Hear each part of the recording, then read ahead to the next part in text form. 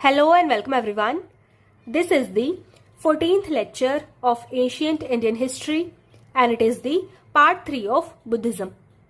Part 1 में हमने life of Buddha, teachings of Buddha और संघ को डिस्कस किया था और पार्ट 2 में बुद्धिस्ट काउंसिल्स को डिस्कस किया था.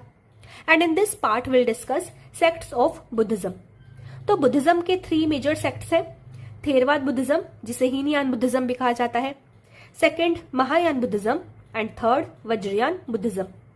तो इस लेक्चर में इन तीनों सेक्ट्स के इंपॉर्टेंट पॉइंट्स डिस्कस करेंगे और इसी के साथ ही थेरवाद और महायान बुद्धिज्म के जो मेन फिलोसफिकल स्कूल्स हैं उन्हें डिस्कस करेंगे. तो थेरवाद या हीनयान सेक्ट के मेन फिलोसफिकल स्कूल्स हैं विभाषिका एंड सूत्रांतिका और महायान सेक्ट के मेन फिलोसफिकल स्कूल्स हैं माध्यमिका एंड योगाचार. तो इन फिलोसफिकल स्कूल्स को भी डिस्कस करेंगे. एंड ऑल्सो महायान बुद्धिज्म में बोधिसत्वास का कॉन्सेप्ट होता है, तो जो 8 ग्रेट बोधिसत्वास है उन्हें डिस्कस करेंगे. So this is the overall agenda of today's lecture. Now this lecture is going to be very important because इस टॉपिक से यूपीएससी में रेपिटेडली क्वेश्चंस पूछे जाते हैं. तो इस लेक्चर को ध्यान से देखना एंड साथ साथ में notes banana.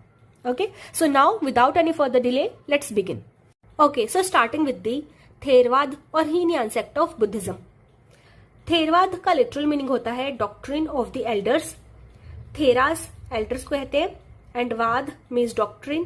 So Theravada means doctrine of the elders and Hinayana means lesser vehicle. Now Theravada sect of Buddhism is considered as orthodox in nature due to it's strong adherence to the original teachings of the Buddha and its emphasis on strict monastic discipline. Okay, so Theravada Buddhism is orthodox in nature. Theravada Buddhists believe in the original teachings of the Buddha. Next point, Theravada Buddhists consider Buddha as their teacher and guide and regards Buddha as a human being who attained nirvana through his own efforts. तो Theravada Buddhist Buddha को अपने teacher या guide के रूप में देखते हैं. बुद्धा को गॉड कंसिडर नहीं करते. उनके अकॉर्डिंग बुद्धा ह्यूमन बीइंग ही थे जिन्होंने अपने एफर्ट से निर्वाण अचीव किया. So in Theravada Buddhism Buddha is considered as teacher and guide and not as god. Right. Next point, Theravada Buddhism does not believe in idol worship. Idol worship मूर्ति पूजा Theravada Buddhism में नहीं की जाती. Next, Theravada Buddhist try to attain individual salvation that is nirvana through self discipline and meditation and the goal is to become an arhat. Arhat का literal meaning होता है one who is वर्दी. तो अरहत ऐसे अवेकेंड बीइंग को कहा जाता है जिन्होंने अपने पर्सनल एक्सपीरियंस से सेल्फ डिसिप्लिन और मेडिटेशन से अपनी प्रेजेंट लाइफ में निर्वाण अचीव किया हो. सो द गोल और ideal in Theravada Buddhism is to become an arhat and the ultimate aim is to achieve nirvana. Right. तो ये पॉइंट्स तो थे थेरवाद बुद्धिज्म के बिलीफ सिस्टम से रिलेटेड. अब कुछ और फैक्चुअल पॉइंट्स देखते हैं. तो थेरवाद बुद्धिज्म के जो स्क्रिप्चर्स हैं वो पाली लैंग्वेज में लिखे गए थे. तो इनका जो कैनोनिकल लिटरेचर है जिसमें आते हैं Tripitaka, Vinaya Pitaka, Sutta Pitaka and Abhidhamma Pitaka. These 3 Pitakas were written in Pali. Next point, Theravada Buddhism was patronized by emperor Ashoka and today Theravada Buddhism is prevalent in Sri Lanka, Myanmar, Thailand, Cambodia and Laos. And the main philosophical schools in Heenyan tradition are Vibhashika and Sutrantika. Okay, so all these points of Theravada Buddhism are very important. अब इसके बाद विभाषिका and Sutrantika schools को discuss करेंगे. तो देखो इन schools की philosophy में बहुत डेप्थ में नहीं जाएंगे, बट हाँ इनके जो इंपॉर्टेंट पॉइंट्स हैं उन्हें जरूर पढ़ेंगे सो दैट एग्जाम में अगर इन पर क्वेश्चन पूछा जाता है तो at least you will have some idea. Okay, so अब नेक्स्ट पेज पर विभाषिका एंड सूत्रांतिका स्कूल्स को डिस्कस करते हैं. All right, so first will discuss Vibhashika. Vibhashika Sarvastivada school का सब ग्रुप है. सर्वस्तिवाद स्कूल थेरवाद सेक्ट का ही एक स्कूल है, तो सर्वस्तिवाद का सब ग्रुप है विभाषिका. नाउ सर्वस्तिवाद ये वर्ड आता है संस्कृत के सर्वम अस्ति से जिसका मीनिंग है एवरीथिंग एग्जिस्ट्स या फिर all is. So as per this philosophy all dharmas exist in all 3 times. Dharmas are the elements of reality. So as per this philosophy, all dharmas, that is elements of reality, exist in all 3 times, that is past, present and future. Next point, Vibhashika believes in Bahya Pratyakshvad, which means external objects are directly perceived. तो इस doctrine का ये meaning है कि जो बाहरी चीजें हैं जो जैसे दिखाई देती हैं वो रियल है, बाहरी चीजों को प्रत्यक्ष रूप से देखा जाता है। External objects are directly perceived. Okay, now Vibhashika ये वर्ड आता है इस स्कूल के मेन टेक्स्ट से, जो है महाविभाषा शास्त्र, जिसे 2nd सेंचुरी सीई में कंपाइल किया गया था। Mahavibhasha shastra is a comprehensive commentary on the Abhidharma philosophy. Another classical text of the school is Abhidharma Kosha, which was written by Vasubandhu. Okay, तो इस स्कूल्स के जो इंपॉर्टेंट टेक्स्ट और स्कॉलर्स हैं, these are important, so do remember them. Okay, so this is about विभाषिका. Now next is सोत्रांतिका. सोत्रांतिका is considered as an offshoot or branch of the सर्वस्तिवाद school. सोत्रांतिका का literal meaning होता है those who rely upon the sutras, that is teachings of the Buddha. So Sutrantikas believe in the authority of the सुत्त पिटक। तो सुत्त पिटक में बुद्धा के sermons यानी बुद्धा की teachings दी गई हैं। तो सुत्रांतिकास बुद्धा की टीचिंग्स पर रिलाई करते हैं और सुत्त पिटक को अथॉरिटेटिव टेक्स्ट मानते हैं। Okay, so Sutrantikas are those who rely upon the sutras, that is teachings of the Buddha. They believe in the authority of the Sutta Pitaka. Now as per Sutrantikas the dharma factors are not eternal but momentary and the only actually existing dharmas are the ones presently functioning. तो सोत्रांतिकास के according dharmas are momentary, that is they exist only in the present moment, right. Next point, Sutrantikas believe in Bahya Anumeyavada, which means that external objects are not directly perceived but are indirectly inferred. तो सोत्रांतिकास के according external objects को directly perceive नहीं किया जाता, rather external objects are indirectly inferred. मतलब बाहरी चीजों के बारे में अनुमान से पता लगता है। फॉर एग्जाम्पल, मान लो एक एप्पल है, तो उस एप्पल की qualities, for example red colour, round shape and other Apple like qualities, तो इन क्वालिटीज को देख के हम अनुमान से कहेंगे कि ये क्वालिटीज तो एक एप्पल की होती है। तो मतलब जो दिखाई दे रहा है वो एक एप्पल है। सो इस स्कूल के अकॉर्डिंग एक्सटर्नल ऑब्जेक्ट्स के बारे में इन्फ्रेंस यानी अनुमान से पता लगता है। ओके, तो विभाषिका में हमने पढ़ा था विभाषिका believes in Bahya Pratyakshavada, which means external objects are directly perceived, whereas Sutrantikas believe in बाह्य अनुमेयवाद, which means external objects are not directly perceived but are indirectly inferred, right? And the main teachers or scholars of this school are Kumarlata, Srilata and Harivarman. Harivarman wrote Tattvasiddhi. Okay, so this is about Sutrantika and these are the main philosophical schools of Hinian tradition, right? So with this we have completely discussed Theravada or Hinian sect of Buddhism. Next we'll discuss Mahayana Buddhism. So now next is Mahayana Buddhism. Mahayana means great vehicle. Mahayana Buddhism में बुद्धा को God consider किया जाता है और बुद्धा और बोधिसत्वास की idol worship की जाती है। तो जैसे हीनियन बुद्धिज्म में हमने पढ़ा था, हीनियन बुद्धिज्म का जो गोल है, आइडियल है, that is to become an arhat, और महायान बुद्धिज्म का ideal is Bodhisattva. Okay, so this point is important. तो बोधिसत्व वो है जो कि इनलाइटनमेंट यानी बुद्धाहुड के पाथ पर है, बट वो अपना साल्वेशन निर्वाण अचीव करना डिले करते हैं, पोस्टपोन करते हैं, ताकि दूसरों की हेल्प कर सके on their path to salvation. And in doing so Bodhisattva is driven by compassion for all beings. So Bodhisattva is a compassionate being who is on the way to enlightenment but delays achieving his own salvation to help all sentient beings on their path to it. Okay, so now there are 8 great bodhisattvas which we will discuss.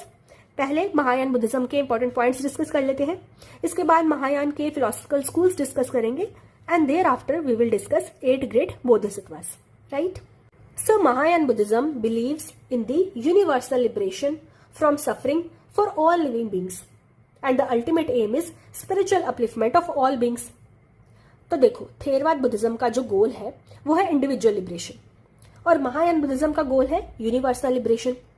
And this is the reason that Mahayanist refer to Theravada sect as Hinayana, that is lesser vehicle, because Mahayanist के according Theravada sect का जो गोल है वो laser गोल है, laser path है जिससे कम लोग liberation achieve कर सकते हैं, और वही महायान का जो गोल है वो ग्रेटर गोल है, ग्रेट पाथ है जिससे ज्यादा लोग लिबरेशन अचीव कर सकते हैं। Okay, so this is the reason behind the names Hinayana and Mahayana, right. There after Mahayana Buddhism के जो स्क्रिप्चर्स हैं are written in Sanskrit. Mahayana Buddhism को पैट्रोनाइज किया था emperor Kanishka and emperor Harshavardhan ने, And today Mahayana Buddhism is prevalent in China, Japan and Korea. And the main philosophical schools in Mahayana tradition are Madhyamika and Yogachar. Again, all these points are very important. Now, अब इसके बाद Madhyamika and Yogachara schools को discuss करते हैं. So first we'll discuss Madhyamika. So first point is that followers of the school are called Madhyamikas. Next, this school is also known as Shunyavad, which means doctrine of emptiness. And the name of the school, that is Madhyamika, comes from Buddha's famous middle path, that is Madhyam Pratipada. Right? Next point, founder of the school was Nagarjuna.